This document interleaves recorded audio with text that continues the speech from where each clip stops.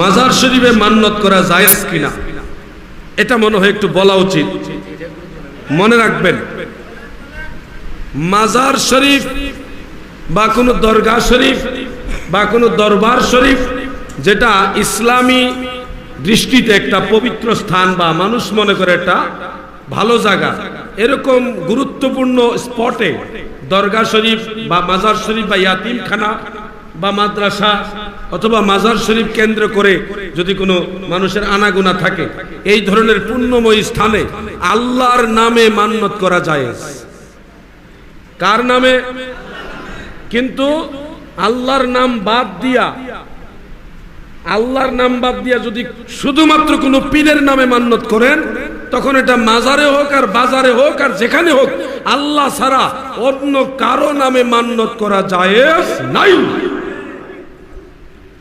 যদি আমাকে প্রশ্ন করেন মাজারে বা দরবারে বা দরগায় বা ইয়াতিমখানায় বা কোনো পুণ্যময় স্থানে আল্লাহর নামে মান্নত করা জায়েজ, এটার দলিল কি? দলিলের অভাব নাই। আমি একটা হাদিস আপনাদের শোনাই।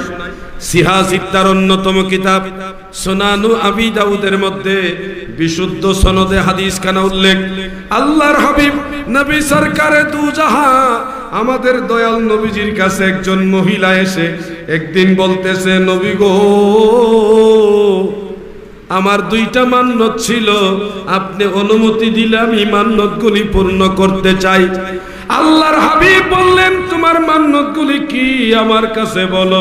ওই মহিলা প্রথম বললেন, ইয়া রাসূলুল্লাহ, আমার প্রথম মান্নত ছিল কোনদিন যদি আপনি নবীর সামনে আসতে পারি, এই আনন্দে আপনি নবীর সামনে আমি দফ বাজাইব।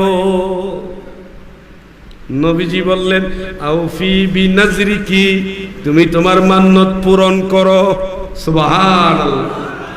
এরপরে ওই মহিলা বলেন, নবী গো, আর একটা মান্নত আমার আছে, নিয়ত করেছিলাম অমুক জায়গায় যায়া একটা পশু, হালাল পশু আমি জবাই করব, এই মান্নত করেছিলাম অমুক জায়গায় যায়া। নবীজি তখন বললেন, সেই মান্নত কি কোনো দেবদেবীর জন্যে? কয় না। তাহলে কোনো মূর্তির জন্যে? কয় না। তাহলে কার জন্যে? মহিলা বললেন, ইয়া রাসূলুল্লাহ, সেই মান্নত আমার আল্লাহর নামেই, কিন্তু ওই জায়গায় আমি জবাই করব, এই হইল আমার মান্নত আল্লাহর নামে ওই জায়গায়। রাসূল পাক সাল্লাল্লাহু আলাইহি ওয়াসাল্লাম বললেন, আউফি বিনাজরিকি, তুমি তোমার মান্নত পুরা করো।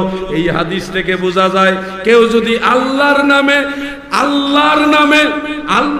নামে কোনো দরবারে দরগায় পুণ্যময় স্থানে, ইয়াতিমখানায় হোক, মাদ্রাসায় হোক, মাজারে হোক বা দরবারে হোক বা দরগায় হোক, আল্লাহর নামে যদি কোনো ওলির দরবারে হালাল পশু মান্নত করে, ওই মান্নত স্বয়ং আল্লাহর নবীর অনুমতি ক্রমে আদায় করা যায়।